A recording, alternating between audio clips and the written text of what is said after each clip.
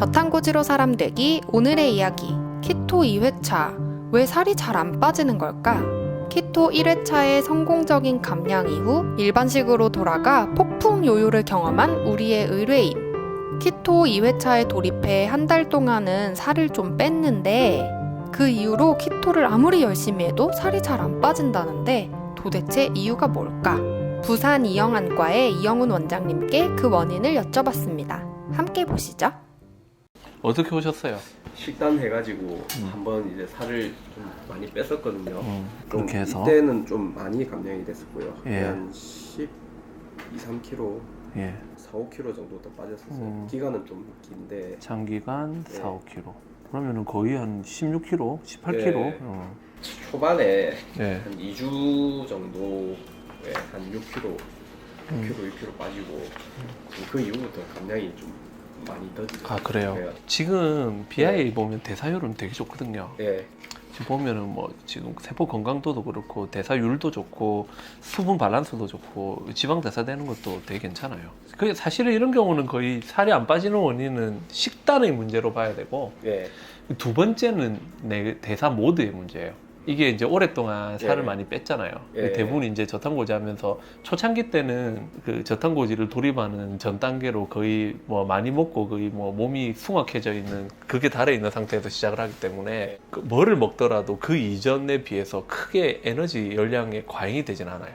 몸에서 에너지 대사가 굉장히 왕성한 상태에서 굉장히 급진적으로 많이 빠지거든요. 네. 그렇게 해서 뺐는데 내가 다시 식단을 들어갈 때는 본인은 알게 모르게 저탄고지에 대한 대사가 어느 정도 적응이 돼 있을 거예요 아마. 그래서 이게 처음 했을 때는 네. 정말 그냥 탄수화물만 단순히 줄였기 때문에 빠졌을 거거든요. 근데 지금은 그런 게 아니고 네. 그 대사 모드가 좀 바뀌어 있어요. 네. 그리고 인슐린 저항성이 그렇게 극악적으로 심해지지 않아요. 대부분 살찔 때 중탄고지로 찌지 네. 예전처럼 그냥 과식하고 탄수화물 위주로 막 먹어서 찌는 경우가 많지 않거든. 네. 본인도 아마 그 좀 느낄 거예요. 왜냐면 저탄고지를 해서 살을 뺐던 사람이 네. 찌는 찌는 게 시나브로 그냥 조금씩 쪄 나가는 거예요. 예전처럼 정말 고탄 저지 막 이런 식으로 당 위주의 음식 이런 걸로 해서 막 먹지는 않았을 거거든요. 네. 정말 그냥 과식하고 그다음 탄수화물 곁들여진 음식으로 같이 먹는 거지 그냥. 자 그렇게 되면은 어떻게 바뀌냐? 평상시에 내가 노력을 하려는 부분이 있단 말이에요. 이전처럼 정신줄 놓고 먹지는 않아요. 네. 그렇기 때문에 항상 몸은 저탄고지로 들어갔을 때 준비하고 있는 것도 있거든요.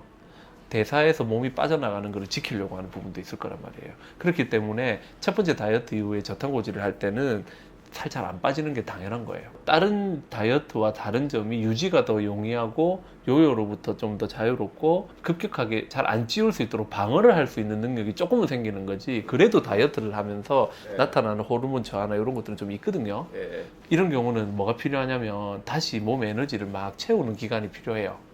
잘 먹고 네. 대신에 케톤 상태는 완벽하게 끌고 가려면 탄수화물을 더 제한을 해야 되지. 탄수화물 자체를 완전히 좀 더 제한하고 먹을 네. 때 잘 먹고 네. 그렇게 하면 케톤 대사는 좀 될 거거든요. 네. 그러면은 지금은 이제 끌고 가야 되는 거는 그 몸의 바란스에 맞춰서 단식을 갖고 가야 돼요. 이런 게 있을 거예요. 예전에 내가 식단을 하면서 살을 잘 뺄 때는 네.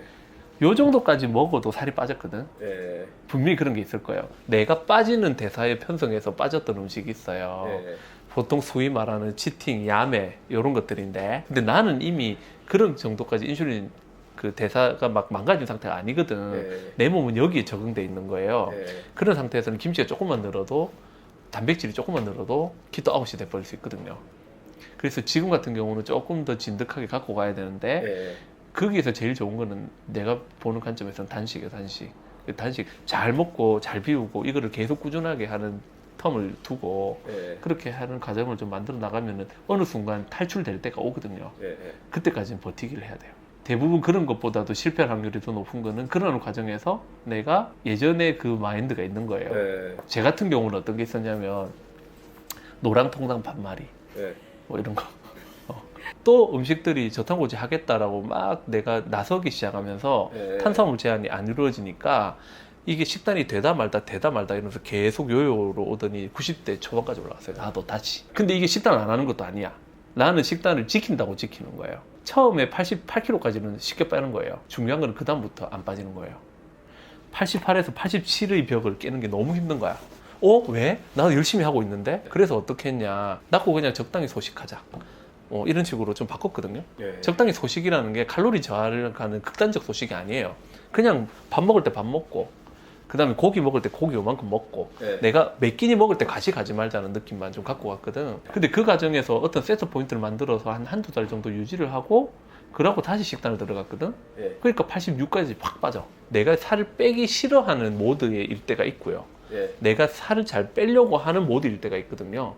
그래서 이런 경우는 내가 뭔가 마음이 긍정적이고 대사율이 좋을 때 그때 빼자. 그렇게 좋지 않을 때는 그냥 적당하게 내 체중을 유지하자. 예. 이런 식으로 내가 그 라이프 스타일을 조금 길게 가져가면서 좀 보면 조금씩 이렇게 단계적으로 줄일 수 있어요. 다이어트도 다이어트의 그 원리가 있거든요. 항상 첫 번째 다이어트 할 때 잘 빠져. 두 번째 하면 그만 안 빠져. 세 번째 하면 또 안 빠져. 예. 이게 저탄고지도 어느 정도는 용인이 된단 말이에요. 예. 근데 그동안 내가 잘 지켜야 되는데 사람이 이게 식단을 하면서 했던 게 내가 했던 게 클린 식단이 아닌 거야. 야매 키토인 거야. 쉽게 예. 말해서. 그래서 사람들이 뭘로 가는지 아세요? 저칼로리로 가요. 내가 더 쪼는 거야. 이게 안 빠지니까. 근데 저칼로리로 가면 더 대사율이 떨어지니까 단기적으로는 빠지는데 요요 더 빨리 오거든요. 그럼 결론적으로는 더 잘 먹어야 돼. 그래서 잘 먹 잘 빠 이런 이야기가 나오는 거예요. 잘 먹어가지고 대사율이 올 때까지 어느 정도 방어가 되고 근육이 좀 증가가 되고 몸에 에너지가 좀 올라온다 이러면은 이제 그 다음부터는 바로 단식 이런 식으로 계속 대사 흔들기를 좀 가야 돼요. 그렇게 가다 보면 어느 순간 다시 몸이 돌아갈 때가 올 거거든요. 예. 그러면 그때부터 빠질 거예요.